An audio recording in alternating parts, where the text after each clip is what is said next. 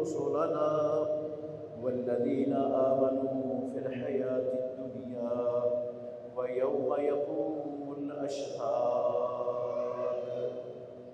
يوم لا ينفع الظالمين معذرتهم ولهم اللعنة ولهم سوء الدار۔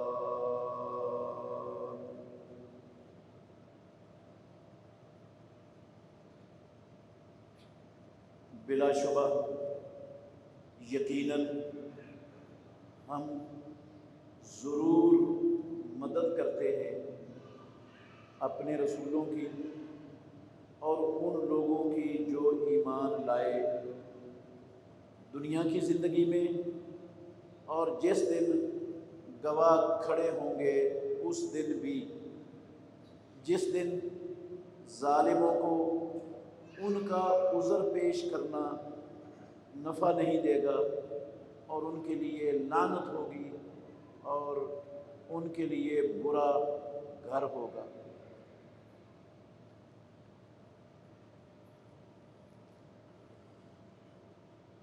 ہر قسم کی حمد و ثنا اللہ وحدہ لا شریک کی ذات اقدس کے لیے، بے شمار انگنت درود و سلام سید الاولین والآخرین خاتم النبیین محمد الرسول اللہ صلی اللہ علیہ وآلہ وسلم کی ذات گرامی کے لیے۔ عزیز بھائیوں، قابل احترام بزرگوں، اللہ رب العالمین کی اپنے بندوں میں یہ سنت ہے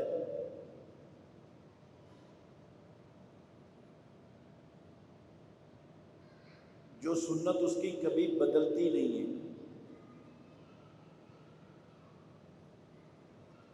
کہ وہ اپنے مومن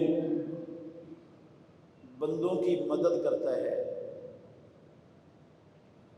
ان کو فتح اور کامیابی عطا فرماتا ہے، اور اپنے دشمنوں کو وہ دنیا میں بھی شکست، ذلت، رسوائی عطا کرتا ہے، اور آخرت میں بہت بڑا عذاب اللہ نے اپنے دشمنوں کے لیے تیار کیا ہوا ہے۔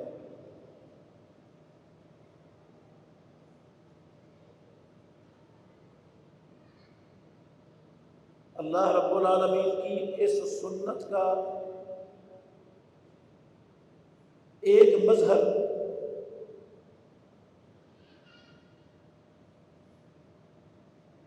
موسیٰ علیہ السلام اللہ کے جلیل القدر اولو العزم پیغمبروں میں سے ایک، اور ان کے دور میں ایک بہت بڑا مفسد، دہشت گرد، ظالم فرعون، جو اپنے آپ کو سب سے بڑا خدا کہلواتا تھا،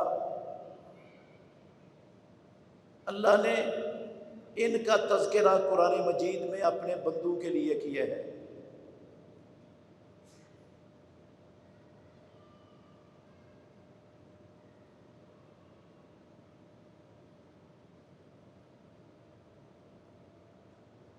جتنے بھی انبیاء علیہم السلام اللہ نے دنیا میں مبعوث کیے، ان کی امتوں اور قوموں میں سے جنہوں نے انبیاء علیہم السلام کی دعوت کو جھٹلایا، انبیاء علیہم السلام کو اذیتیں، تکلیفیں پہنچانے کی انتہا کی، انبیاء علیہم السلام کو قید اور قتل کرنے کے بھی درپے ہوتے رہے، ان کی دعوت کو ہمیشہ کے لیے روکنے کی ساری کوششیں بروئے کار لاتے رہے۔ پروردگار نے ہر دور میں اپنے نبیوں کی امداد کی اور ان کے دشمنوں کو دنیا میں ذلیل و خوار کر کے رکھا۔ کبھی کامیابی اور فتح اللہ نے مستقل اپنے نبیوں کے تکذیب کرنے والے دشمنوں کو عطا نہیں کی۔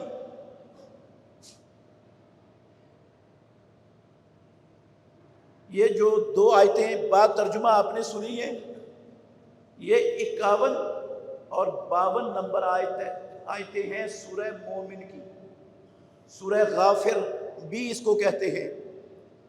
یہ 51 اور 52 نمبر سے پیچھے ساری آیتیں شروع سورت سے لے کر ادھر تک اللہ مالک الملک نے ان میں نوح علیہ السلام جو اللہ کی زمین پر اللہ کے سب سے پہلے رسول اور پیغمبر تھے، جن کو اللہ رب العالمین نے شرک کی دعوت کو رد کرنے کے لیے، شرک کی تردید کرنے کے لیے، شرک سے لوگوں کو بچانے کے لیے سب سے پہلے نبی اور رسول بنا کر بھیجا۔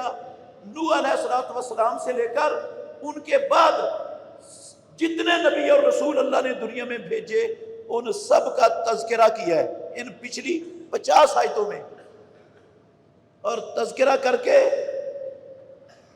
اللہ رب العالمین نے کہا ہم نے ہمیشہ اپنے رسولوں کی مدد کی، اور کائنات کے لوگوں، محمد الرسول اللہ صلی اللہ علیہ وسلم کا کلمہ پڑھنے والوں، مشرکین مکہ کے ظلم و ستم کی چکی میں پسنے والوں، اِنَّا لَنَنْصُرُ رُسُولَنَا، بلا شبہ یقیناً ہم لَنَنْصُرُ ضرور مدد کرتے ہیں اپنے رسولوں کی، والذین آمنوا، صرف رسولوں کی مدد نہیں کرتے، جو اللہ کے رسولوں پر ایمان لائے ان کی بھی مدد کرتے ہیں۔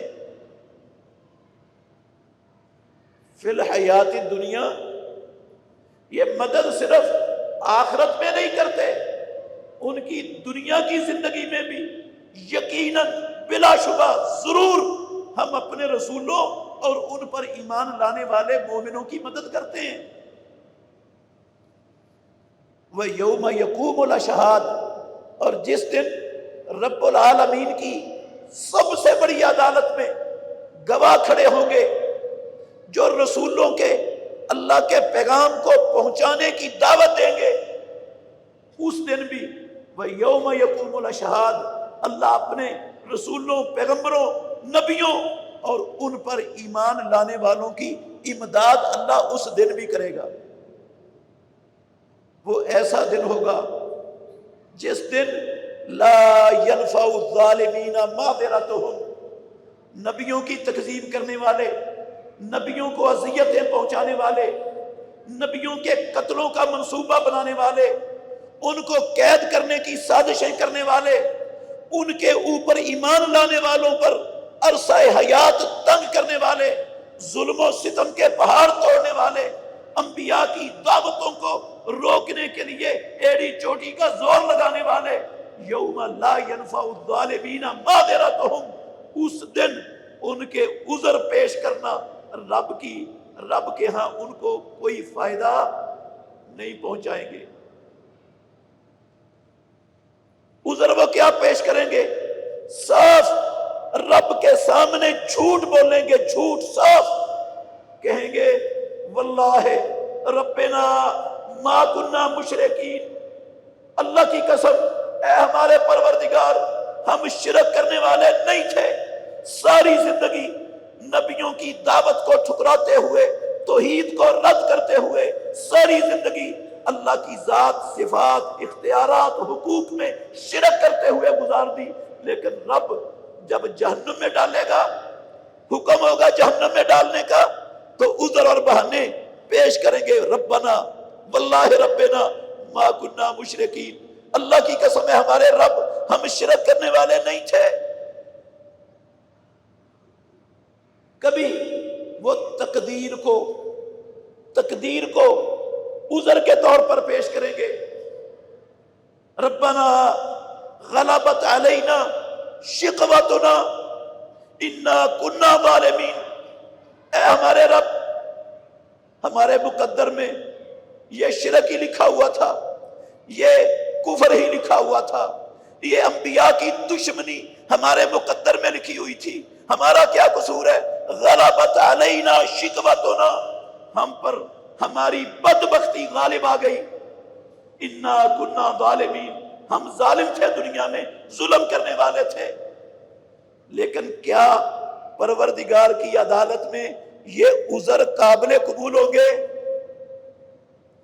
ان عذروں کا کوئی قیمت اور وزن ڈالے گا رب؟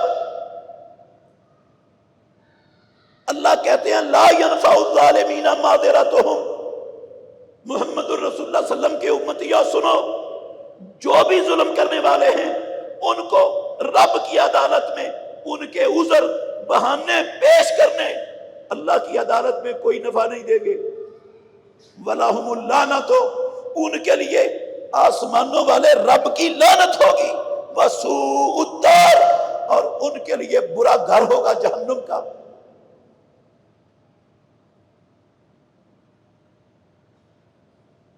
انہی انبیاء علیہ السلام میں موسیٰ علیہ السلام تھے۔ موسیٰ علیہ السلام کی قوم سابقہ تمام نبیوں کی قوموں میں سے سب سے زیادہ سرکش قوم تھی، سب سے زیادہ بدبخت تھی۔ یہ فرعون اور اس کی آل اتنی سرکش، اتنی ظالم، اتنے بدبخت پہلے انبیاء علیہ السلام کی قوموں میں سے کوئی نہیں تھے جتنی بدبخت یہ قوم تھی۔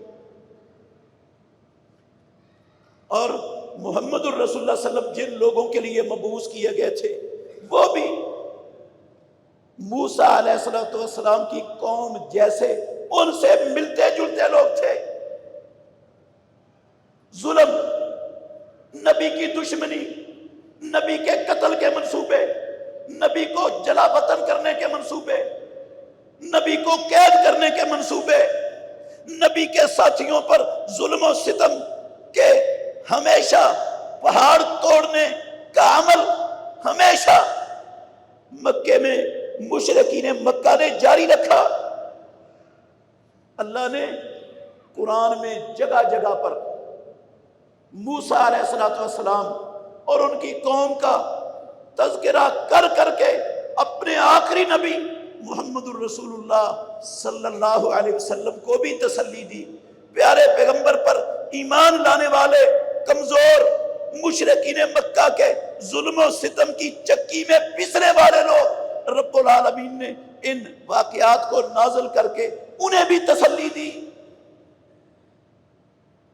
ان کے حوصلوں کو مضبوط کیا، انہیں بتایا کہ جن حالات کا آپ کو سامنا ہے یہ نئے حالات نہیں، آپ سے پہلے جتنے بھی لوگ اللہ پر، اللہ کے دین پر، اللہ کے نبیوں پر ایمان لائے ان سب کو ایسے حالات کا سامنا کرنا پڑا، اور یہ دنیا میں چلتا رہے گا ایسے۔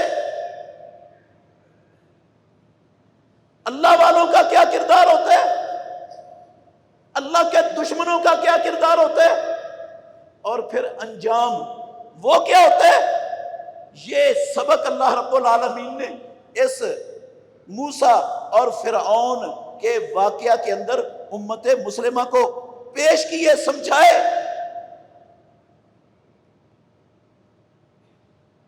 میں وہ موسیٰ علیہ السلام کا اور فرعون کا سارا واقعہ آپ کے سامنے بیان کروں، واقعہ بیان کرنے کی ضرورت نہیں، آپ سب جانتے ہیں۔ میں چند بڑے بڑے اسباق اس واقعہ سے جو اللہ سبق ہمیں دینا چاہتا ہے قرآن کے ذریعے، ان واقعات کی روشنی میں وہ چند بڑے بڑے اسباق انشاءاللہ آپ کے سامنے رکھنے کی کوشش کروں گا۔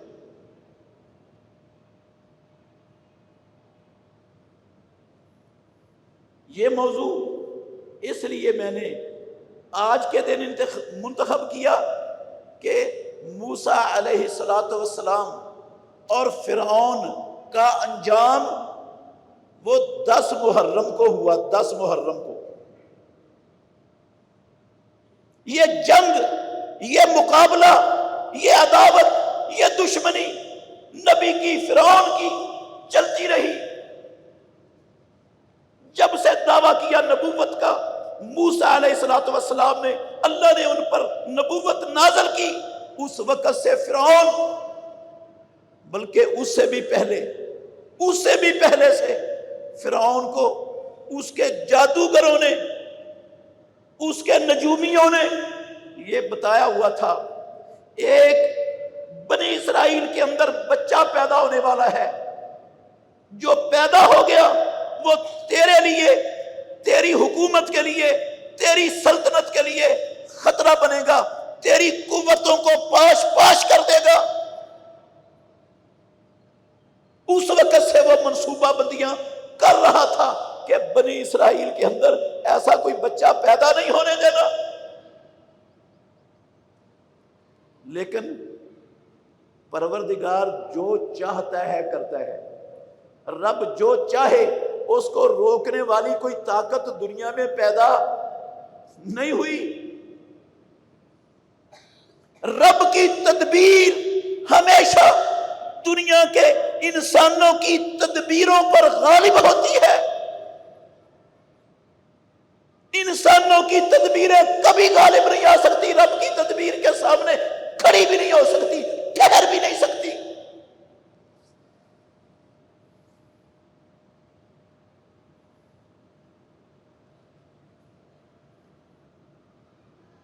دس محرم کو یہ معرکہ جو موسیٰ علیہ السلام اور دنیا کے اس وقت کے سب سے بڑے دہشت گرد، سب سے بڑے فسادی، سب سے بڑے ظالم، انسانیت کے دشمنوں کے دشمن کے درمیان جو معرکہ چلا، 10 محرم کو اس کا انجام ہوا،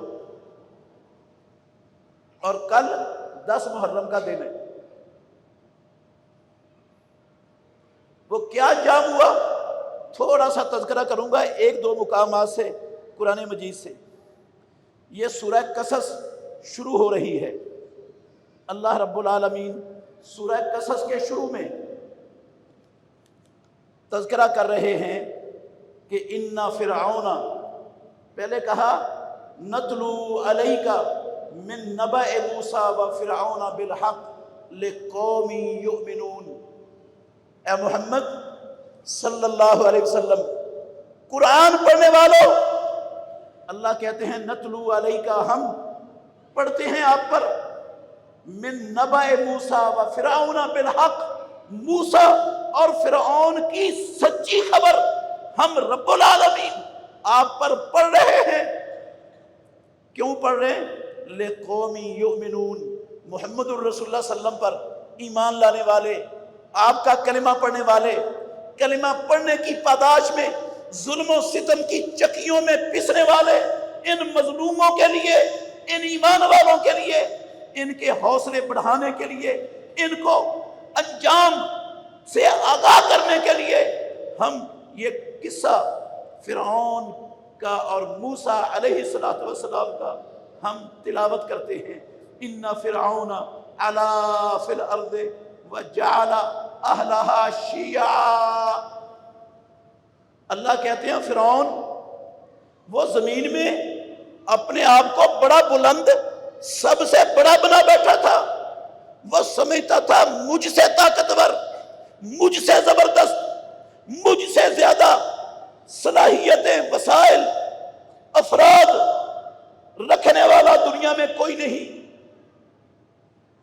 اعلیٰ فی الارض، اپنے آپ کو دنیا کا بڑا اور دنیا میں بسنے والے انسانوں کو یستضعف، ان کو ایڑی چوٹی کا زور لگاتا رہتا تھا کہ ان کو کمزور سے کمزور کیا جائے، ان کی طاقت نہ بننے دی جائے، یہ طاقت نہ بن سکے، یہ کبھی کوئی طاقت ایسی کھڑی نہ ہو سکے رب کی زمین پر جو میری طاقت کو چیلنج کرے،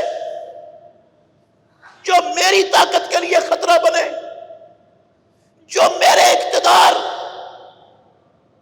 کے لیے خطرہ بنے۔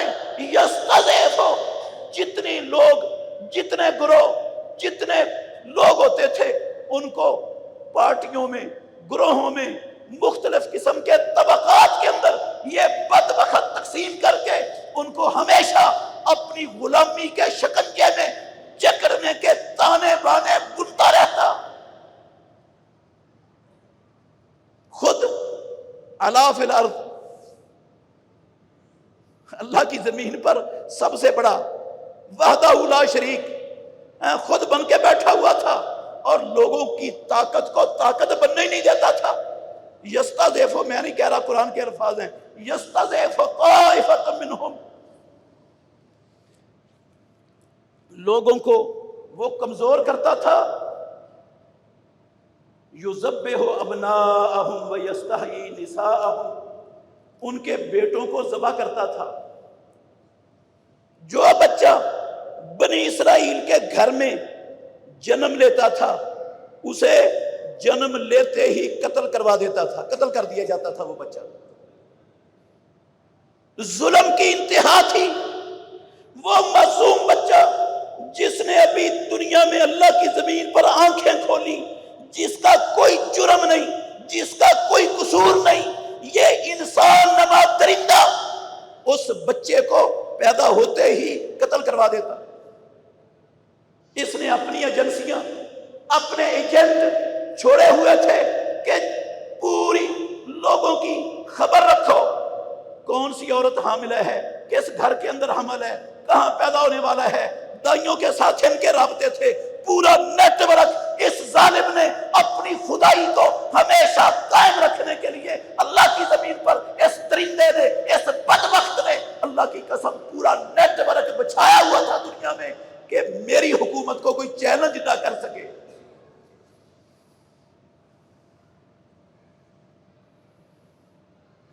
ایجنسیاں ہر وقت متحرک رہتی تھیں اس کی، فوراً پیدا ہوتے ہی بچہ قتل ہو جاتا تھا۔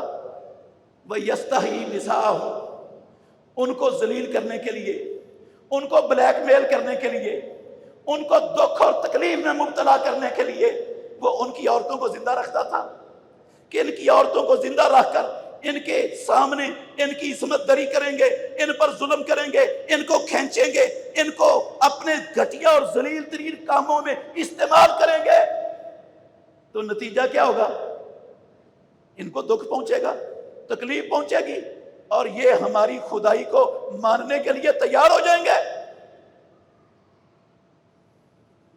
یستحیی نساءہم، ان کی عورتوں کو زندہ رکھتا تھا۔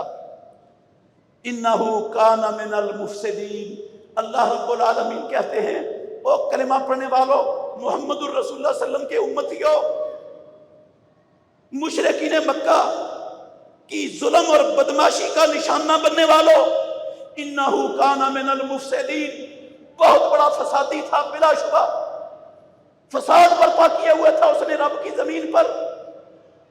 اس کو امن سے غرض نہیں تھی، اس کو فساد سے غرض تھی۔ وہ فساد برپا کر کے اپنا اقتدار، اپنی حکومت، اپنی قوت، اپنی طاقت لوگوں سے منوانا چاہتا تھا۔ ان کو ہمیشہ ایک دوسرے کے دستے گریبان کر کے ان کو لڑاتا، طبقات میں تقسیم کرتا، ہر طبقے کو کسی نہ کسی طریقے سے اپنی غلامی میں جکڑے رکھتا۔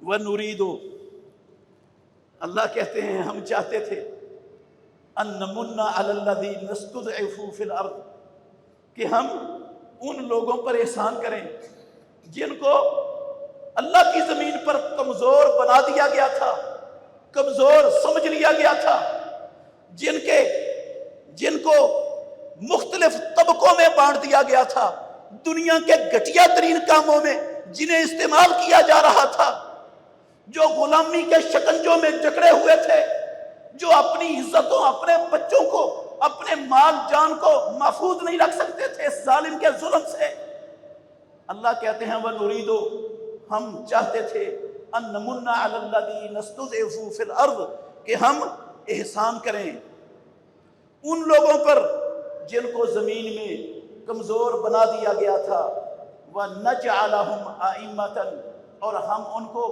امام بنا دیں، وَنَجْعَلَهُمُ الْوَارِثِينَ، اور ہم ان کو اللہ کی زمین کے تمام خزانوں کا، اللہ کی زمین کے تمام وسائل کا ہم ان کو وارث بنا دیں۔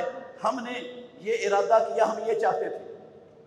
وَنُرِيَ وَنُمَكِّنَ لَهُمْ فِي الْأَرْضِ، اور ہم ان کمزوروں کو اس کی غلامی سے نجات دے کر ہم ان کو ساری زمین پر قوت، غلبہ، حکومت عطا کر دیں۔ وَنُرِيَ حَامَانَ فِرْعَوْنَ وَحَامَانَ، اور ہم دکھا دیں فرعون کو اور اس کے ساتھیوں کو، اس کے حاشیہ نشینوں کو، اس کے ارد گرد بیٹھنے والے سرداروں کو ہم دکھانا چاہتے تھے۔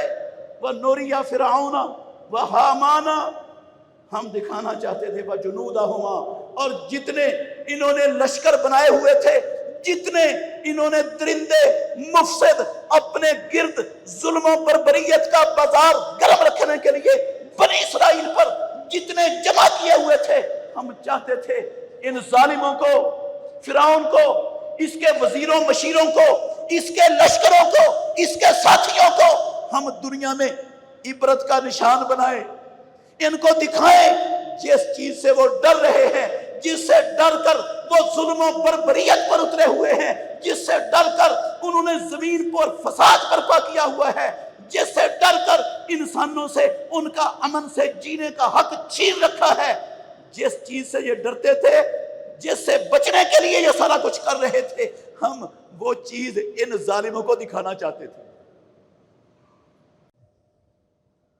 بچنے کا یہ طریقہ نہیں ہوتا جو تم نے اپنایا ہے، ہم ان کو دکھانا چاہتے تھے ماں کانو یہد، جس سے تم ڈرتے ہو اور پھر ظلم پر اترتے ہو، رب کے دین کا مذاق اڑاتے ہو، نبی کا مذاق اڑاتے ہو، نبی کی دعوت کو روکنے کی کوششیں کرتے ہو، سازشیں کرتے ہو، بچے مارتے ہو بے گناہ معصوم۔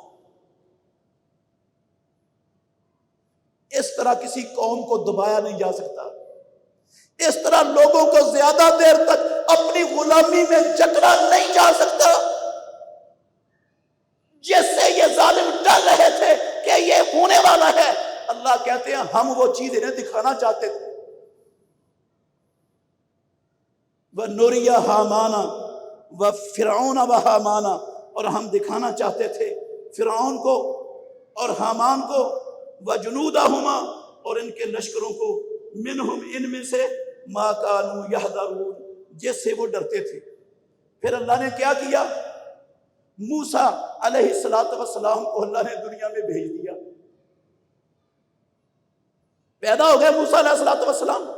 اللہ نے اپنا مشن پورا کرنے کے لیے موسیٰ علیہ السلام کو پیدا کر دیا، اور اس دور میں پیدا کر دیا جس دور میں کسی کا بچنا، کسی بچے کا قتل سے بچنا ممکن نہیں تھا،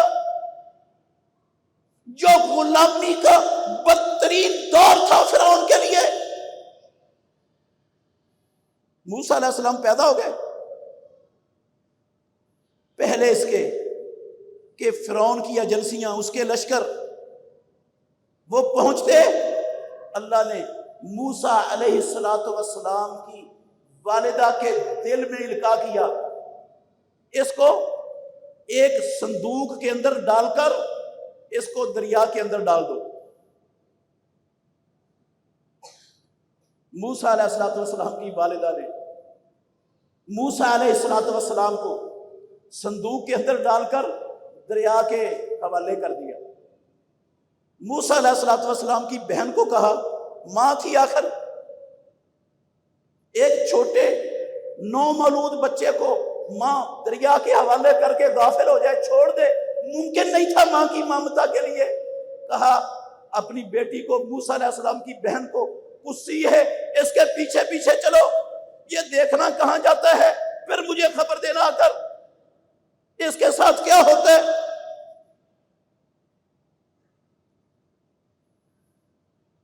فرعون جس چیز سے ڈر رہا تھا، فرعون کے اعلیٰ کار، اس کے سردار جس سے ڈر رہے تھے، رب ان کو وہی چیز دکھانا چاہتا تھا۔ سنت ہے رب کی، یہ ظلم برداشت نہیں ہے رب کو۔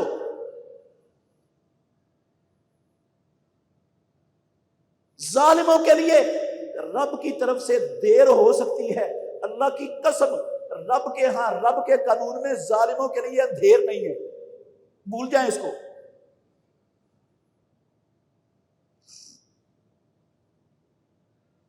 وہ صندوق چلتا چلتا فرعون کے محل کے سامنے پہنچا، رب نے پہنچایا۔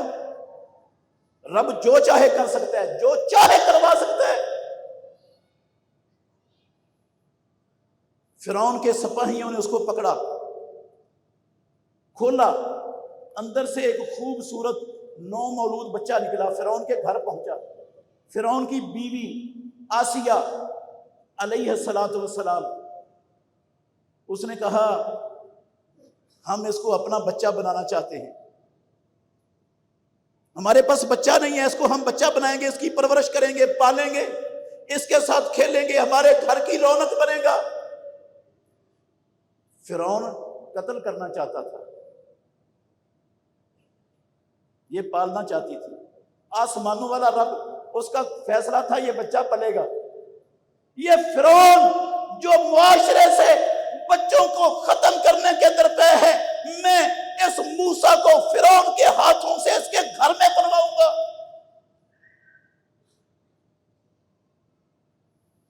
اللہ نے پلوایا،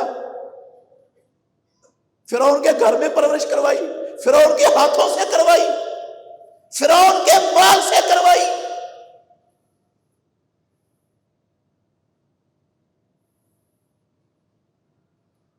موسیٰ علیہ السلام، میں سارا قصہ میں نے کہا نہیں بیان کرنا چاہتا، صرف اشارہ کر رہا ہوں، جوان ہو گئے۔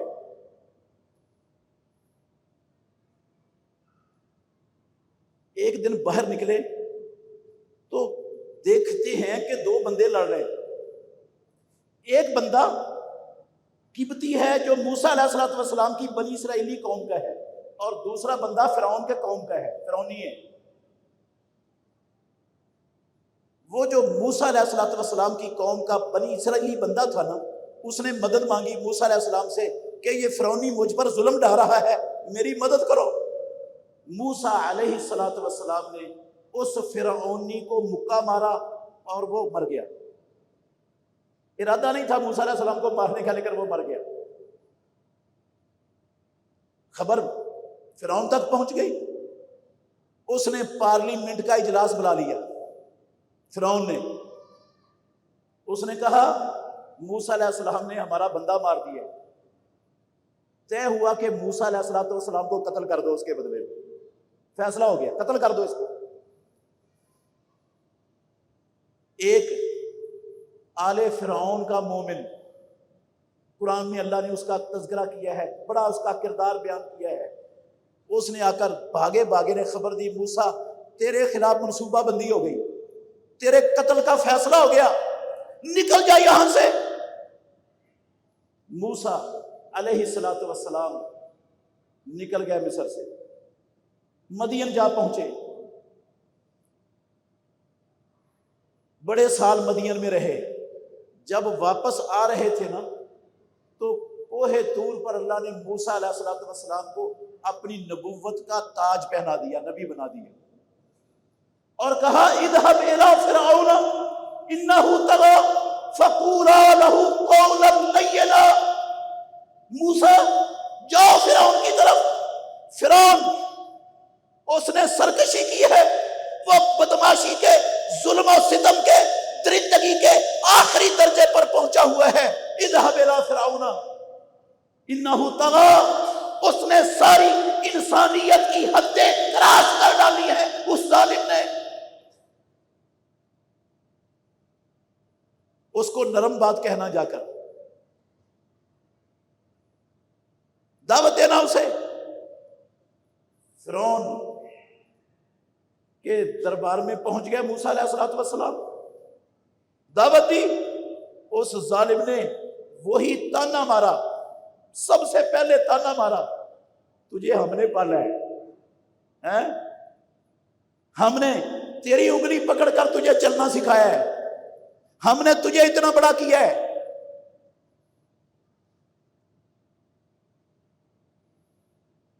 تو کیا تھا؟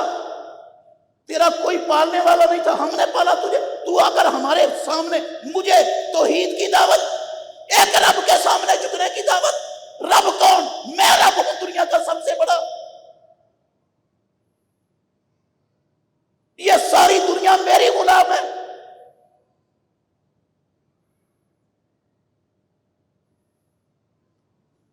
اللہ اکبر. سرداروں کو بھی غصہ چڑھ گیا، سب کو کہنے لگے یہ تو جھکنے کے لیے تیار نہیں، ہٹنے کے لیے تیار نہیں، یہ تو اس دعوت کو چھوڑنے کے لیے تیار نہیں جس کو لے کر آیا. کہنے لگا فرعون کوئی معجزہ دکھا اگر تو واقعی نبی ہے، کوئی معجزہ دکھا. موسیٰ علیہ السلام نے لاٹھی پھینکی، سانپ بن گیا اژدہا. ہاتھ ادھر سے بغل میں ڈال کے نکالا، سورج کی طرح سفید، بغیر کسی بیماری اور عیب کے سورج کی طرح روشن اور سفید ہو گیا ہاتھ. دیکھ کر وہ بھی کہنے لگا، مانے نہیں، ضد، اناد، ہٹ درمی، اپنی خدائی پر تکبر، بڑائی کہ ہم سے بڑا کون ہے، ہم تو کون پوچھنے والا ہے، ہمارے سامنے کون کھڑا ہو سکتا ہے، یہاں ہمارا سکہ چلتا ہے، یہ کون موسیٰ کس رب کی دعوت لے کے آئے.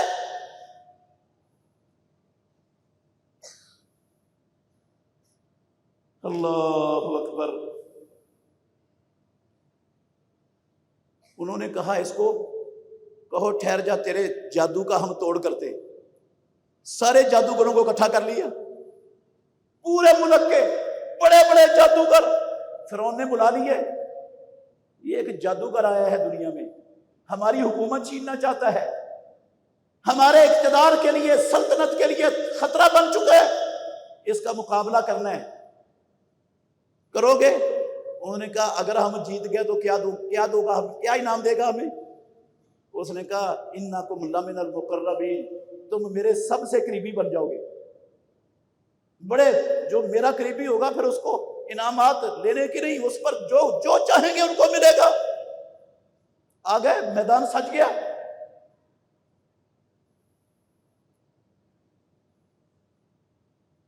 موسیٰ علیہ السلام کو کہنے لگے وہ جادوگر کہ تو نے اپنا جادو پہلے چلانا یا ہم چلائیں؟ موسیٰ علیہ السلام نے کہا القوا ما انتم ملقون، جو تم نے کرنا ہے، جو جادو دکھانا ہے وہ دکھاؤ، چلاؤ. ان کے ہاتھوں میں رسیاں تھیں، انہوں نے اپنی رسیاں پھینکی، لوگوں کی نظروں پر جادو کر دیا. وہ رسیاں لوگوں کو ایسی نظر آ رہی تھی جیسے سانپ دوڑ رہے. واقعتاً لوگوں کی نظروں پر جادو ہو گیا اور وہ سانپ نظر آنے لگی تھی. رسیاں وہ جادو میں وہ سانپ نظر آ رہی تھی. اللہ رب العالمین نے موسیٰ علیہ السلام کو وحی کی، ان القِ ما فی یمینک، موسیٰ جو تیرے ہاتھ میں یہ عصا ہے نا، یہ تم پھینک دو. فَأَلْقَى عَصَاهُ، اللہ کے حکم سے موسیٰ علیہ السلام نے اپنی لاٹھی، اپنا عصا پھینکا. اللہ کہتے ہیں تلقف ما یافقون، جتنا انہوں نے جادو کیا تھا ہر شے کو نکل گیا، وہ ہر شے ختم ہو گئی. جادوگر سمجھتے تھے ہم نے کیا ہے جادو، اور یہ معجزہ جو اللہ نے موسیٰ علیہ السلام کو عطا کیا تھا وہ جانتے تھے یہ معجزہ ہے، یہ انسانی بس کا کام نہیں، یہ جادو کا کسی لحاظ سے عمل نہیں. سارے کے سارے جادوگر اللہ کی قسم فَوَقَعَ السَّحَرَةُ سَاجِدِينَ، سارے سجدے میں پڑ گئے رب العالمین کے، کہنے لگے آمنا برب العالمین رب موسیٰ و ہارون، ہم موسیٰ علیہ السلام اور ہارون کے رب پر ایمان لے آئے۔ فرعون کو اور غصہ چڑھ گیا، جو سازش اس نے موسیٰ علیہ السلام کو دبانے کے لیے، روکنے کے لیے، ختم کرنے کے لیے، اس کی دعوت کو مٹانے کے لیے کی تھی، وہ الٹی پڑ گئی۔ اس نے کہا تم سارے ہی موسیٰ علیہ السلام سے پہلے کے ملے ہوئے تھے، مجھے نہیں پتا تھا تم موسیٰ علیہ السلام سے اندر سے ملے ہوئے، تم نے ساز باز کیا ہوا ہے موسیٰ علیہ السلام سے، وہ تمہارا بڑا ہے اور تم سارے اس کے چھوٹے شاگرد ہو۔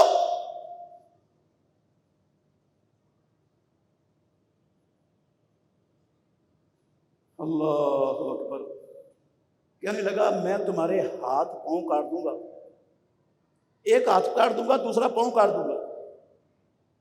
میں نے تمہیں کہا ہی نہیں خدا میں ہوں، رب میں ہوں، ہے اصل میں ہوں سارا کچھ، تم موسیٰ علیہ السلام کے رب کے سامنے سجدہ ریز ہو گئے، وہ موسیٰ کا رب کیا ہے؟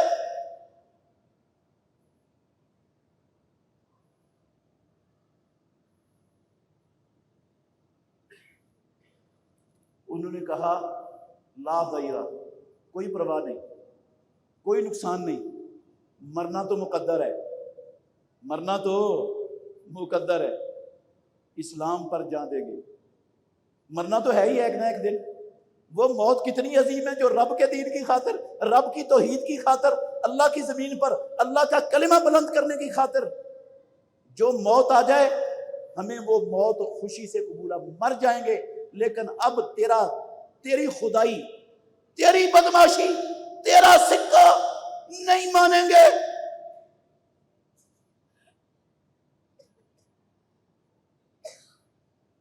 موسیٰ علیہ السلام کی دعوت پھیل گئی، چھا گئے موسیٰ علیہ السلام۔ فرعون کو نا بڑا غصہ، ظلم و ستم کی انتہا کر رہا تھا وہ، بنی اسرائیل کے لوگ وہ اس کے ظلم و ستم سے شدید پریشان تھے اور تنگ آ چکے تھے۔ موسیٰ علیہ السلام کو کہنے لگے موسیٰ تیرے آنے سے، تیرے پیدا ہونے سے پہلے بھی ہم ظلم، بربریت، درندگی، غلامی، بدترین گھٹیا کاموں کے اندر زندگیوں کو گزار دینا، اس کے اندر ہم عذاب سہتے رہے، تیرے آنے کے بعد بھی یہی ہوا ہے۔ قد اوذینا من قبل ان تاتینا ومن بعد ما جئتنا، تیرے آنے سے پہلے بھی ان کی بدماشی ہم پر، تیرے آنے کے بعد بھی بدماشی رہی، ہم تو تھک گئے ان کی بدماشی کا، ظلم چکھ چکھ کر ان کا۔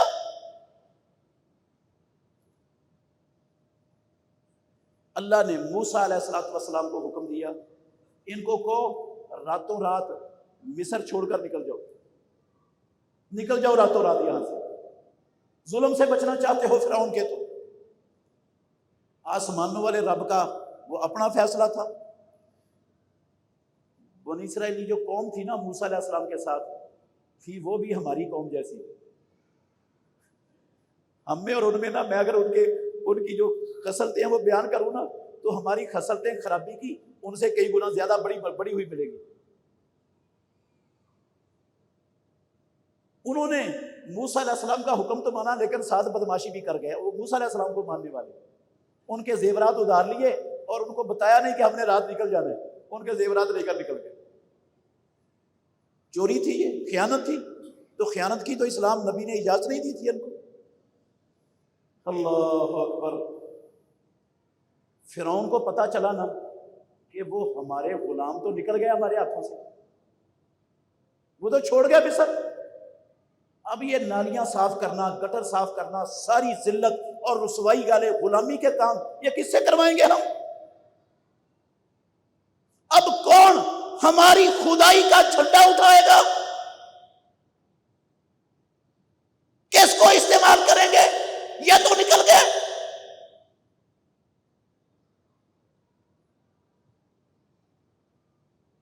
موسیٰ علیہ السلام کے اور ان کی قوم کے خلاف ان کو پکڑنے کے لیے فرعون نے کہا سارے ملک کے، پورے مصر کے لشکر، فوجیں، سارے دستے اکٹھے ہو جاؤ، چلو ان کے پیچھے۔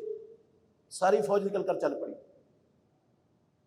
ساری فوج نکل کر چل پڑی فرعون سمیت۔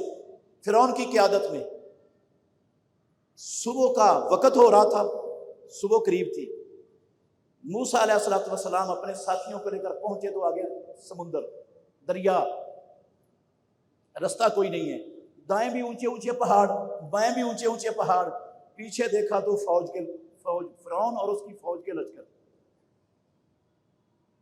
وہ کہنے لگی موسیٰ علیہ السلام کی قوم، انا لمدرکون، موسیٰ صحیح جگہ تے لے آ کے پھنسایا، صحیح پروایا، مارے گئے، اب کدھر جائیں؟ آگے جاتے ہیں تو پانی میں ڈوبتے، ادھر ادھر سیدھی چٹانوں والے پہاڑ ہیں، چڑھ نہیں سکتے، پیچھے فرعون اور اس کے لشکر، اس کی فوجیں آ گئی، کیسے بچیں گے؟ مارے گئے۔ جس کا ایمان، یقین اللہ پر ہوتا ہے، جو رب کی توحید کا ماننے والا ہوتا ہے نا، وہ دنیا کے کسی ڈر خوف سے گھبراتا نہیں، گھبراتا۔ کہنے لگے موسیٰ علیہ السلام، کلا، ہرگز نہیں، سوال پیدا نہیں ہوتا ہم مارے جائیں، ہم پکڑے جائیں، انما یا ربی سیہدین، ہمارے ساتھ ہمارا رب ہے، جس کے ساتھ رب ہوتا ہے اس کا دنیا کی کوئی طاقت کچھ بگاڑ نہیں سکتی۔ محمد رسول اللہ صلی اللہ علیہ وسلم نے بھی یہی کہا تھا نا غار میں، یہی کہا تھا نا پیارے پیغمبر نے بھی۔ ابو بکر رضی اللہ عنہ کہنے لگے اللہ کے نبی، یہ اپنے قدموں کی طرف دیکھ لیں تو ہمیں دیکھ لیں گے، ہم تو پکڑے جائیں گے، ہمارے سر پہ کھڑے، ہمارے سر پہ کھڑے، بس نیچے دیکھنے کی دیر ہے قدموں کی طرف، ہم نظر آ جائیں گے انہیں۔ رسول اللہ صلی اللہ علیہ وسلم نے فرمایا انما معی ربی، میرے ساتھ میرا رب ہے۔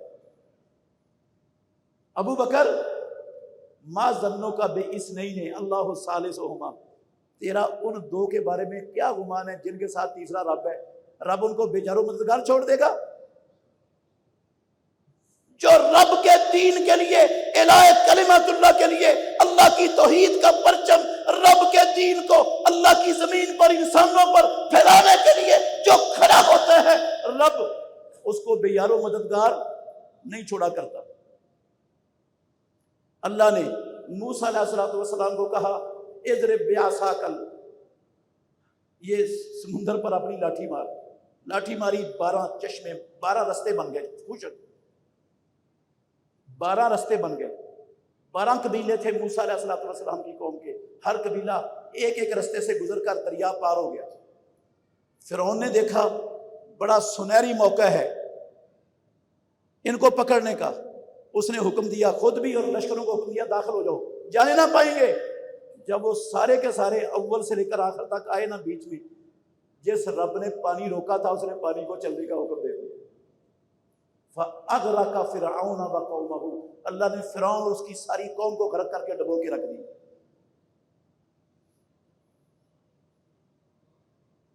یہ ہوا تھا 10 محرم کو، 10 محرم کو ہوا تھا۔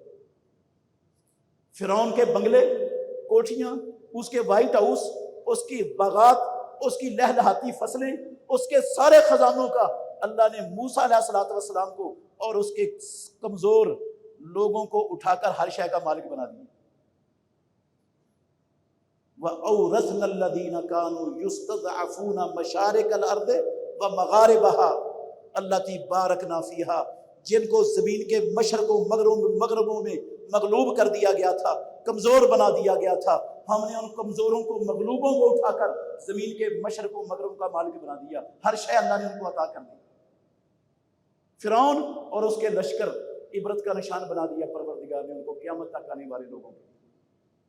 موسیٰ علیہ السلام نے اللہ کے شکرانے کے طور پر 10 محرم کا روزہ رکھا کہ اللہ نے ہمارا دشمن تباہ کیا، ہمیں آزادی ملی، خوشی میں روزہ رکھا۔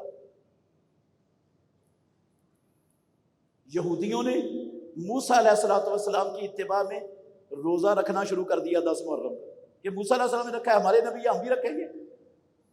ویسے جاہلیت میں مکے کے مشرک بھی 10 محرم کا روزہ رکھتے تھے، اللہ کے نبی نے بھی 10 محرم کا روزہ رکھا ہے مکے میں رہتے ہوئے، جاہلیت والے لوگ رکھتے تھے جاہلیت میں۔ جب رسول اللہ صلی اللہ علیہ وسلم ہجرت کر کے مدینہ آئے نا، تو آپ نے دیکھا یہودی بھی روزہ رکھتے ہیں 10 محرم کا، عاشورے کا۔ تو آپ صلی اللہ علیہ وسلم نے پوچھا ان سے یہ روزہ کیوں رکھتے ہیں؟ انہوں نے کہا اللہ نے اس دن موسیٰ علیہ السلام کو نجات دی تھی، فرعون کو ڈبویا تھا، غرق کیا تھا، موسیٰ علیہ السلام نے شکرانے کے طور پر روزہ رکھا تھا، ہم بھی روزہ رکھتے ہیں۔ رسول اللہ صلی اللہ علیہ وسلم نے فرمایا نحن اولا و احقو بموسیٰ منہم، ہم موسیٰ کے ان سے زیادہ قریبی ہیں اور ان سے زیادہ حقدار ہیں، موسیٰ علیہ السلام کو ان سے زیادہ ماننے والے ہیں۔ آپ نے روزہ رکھا اور سارے مسلمانوں کو عاشورے کا روزہ رکھنے کا حکم دے دیا۔ یہ عاشورے کا روزہ مسلمانوں پر فرض ہو گیا، ہجرت کے پہلے سال مدینے میں آتے ہی حکم دیا اور روزہ فرض کر دیا پیارے پیغمبر نے، فرض ہو گیا روزہ۔ مکے میں حکم نہیں تھا، ویسے ہی رکھتے تھے نفلی طور پر، مدینے میں آ کر حکم ملا روزہ فرض۔ اگلے سال سن 2 ہجری میں جب رمضان المبارک کے روزے اللہ نے فرض کیے نا سن 2 ہجری میں، تو اس کی فرضیت رب العالمین نے ختم کر دی۔ اب رسول اللہ صلی اللہ علیہ وسلم نے کہا من شاء صامہ و من شاء ترکہ، جو چاہے رکھ لے، جو نہ چاہے وہ نہ رکھے، جو چھوڑنا چاہے چھوڑ دے، جو رکھنا چاہے رکھ لے۔ فرضیت ختم ہو گئی۔ رمضان کی فرضیت نے اس عاشورے کے روزے کی فرضیت کو منسوخ کر دیا، لیکن فضیلت اس کی وہ باقی رہی ہے، فضیلت نہیں منسوخ ہوئی۔ پیارے پیغمبر سے پوچھا ایک بندے نے، ابو قتادہ انصاری رضی اللہ عنہ کہتے ہیں اللہ کے نبی عاشورے کا روزہ رکھنے سے کیا ملے گا؟ آپ نے فرمایا احتسب اللہ انہ یکفر السنۃ الماضیۃ، میں اللہ سے امید رکھتا ہوں گزشتہ 1 سال کے سارے گناہوں کو مٹا دے گا یہ ایک روزہ۔ ہماری ماں عائشہ صدیقہ رضی اللہ عنہا کہتی ہیں میں نے رسول اللہ صلی اللہ علیہ وسلم کو فضیلت کے اعتبار سے رمضان اور عاشورے کے علاوہ کسی روزے کا اہتمام کرتے ہوئے، اتنا اہتمام کرتے ہوئے نہیں دیکھا جتنا رمضان کے روزوں کا اور عاشورے کے روزے کا اہتمام محمد رسول اللہ صلی اللہ علیہ وسلم کرتے تھے۔ تو اللہ کے نبی عاشورے کا روزہ رکھتے تھے۔ پھر صحابہ نے کہا اللہ کے نبی ان الیہود والنصارى یعظمون العاشورا، یہودی اور عیسائی وہ بھی عاشورے کا روزہ رکھتے ہیں، وہ بھی عاشورے کی 10 محرم کی تعظیم کرتے ہیں، ان کے ہاں یہ بڑا عزت والا احترام والا دن ہے، اور ہم بھی روزہ رکھتے ہیں، ہم تو ان کی مشابہت کر رہے ہیں۔ اور آپ تو ہمیں قدم قدم پر اہل کتاب کی مخالفت کا، ان کی مشابہت کو توڑنے ختم کرنے کا حکم دیتے ہو، یہاں ان کی مشابہت ہو رہی ہے۔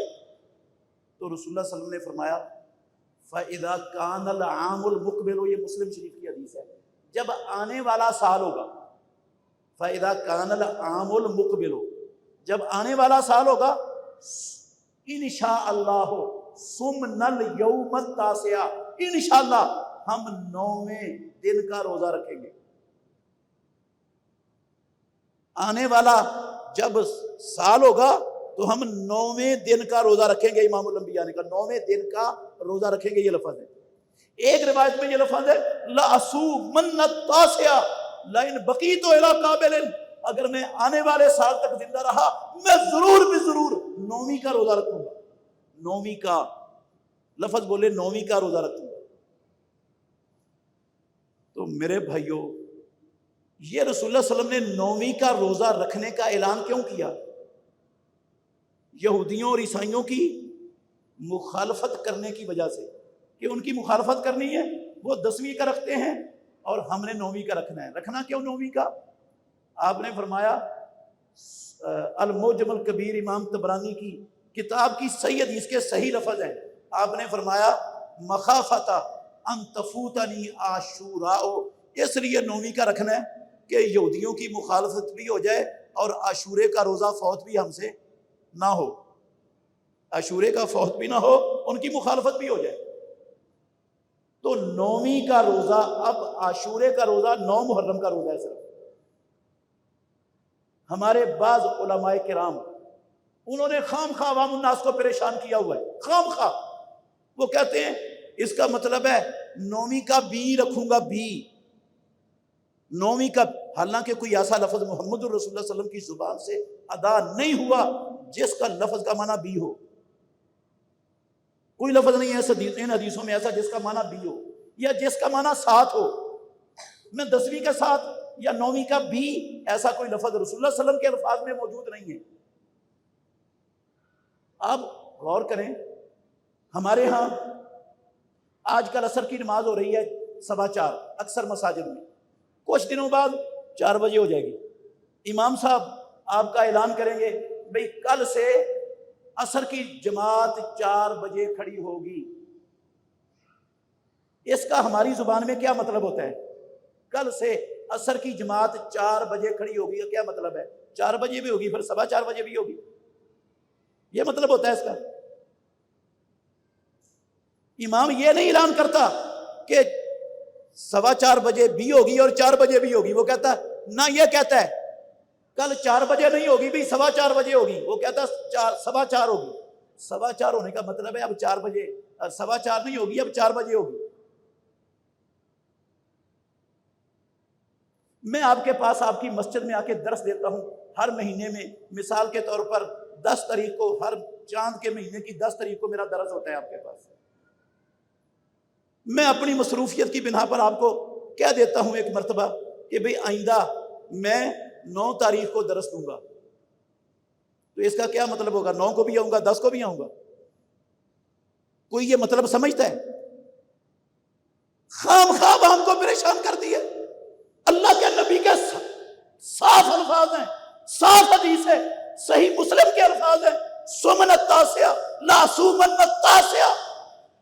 نہ اللہ کے نبی نے مع العاشر کہا، نہ آپ نے کوئی ایسا لفظ بولا جس کا معنی بھی ہو۔ ہم نے اپنے پاس سے بنا لیا، یار یہ طریقہ تو نہیں ہے۔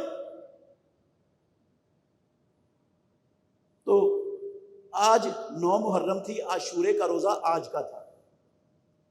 جس نے رکھا ہے انشاءاللہ الرحمن اللہ اس کے گزشتہ 1 سال کے گناہوں کو معاف کر دے گا۔ اللہ ہمیں سمجھنے، عمل کرنے، توحید پر کھڑے رہنے اور ایک ایک بندے کو توحید کے تابع کرنے کی اللہ ہم سب کو توفیق عطا فرمائے۔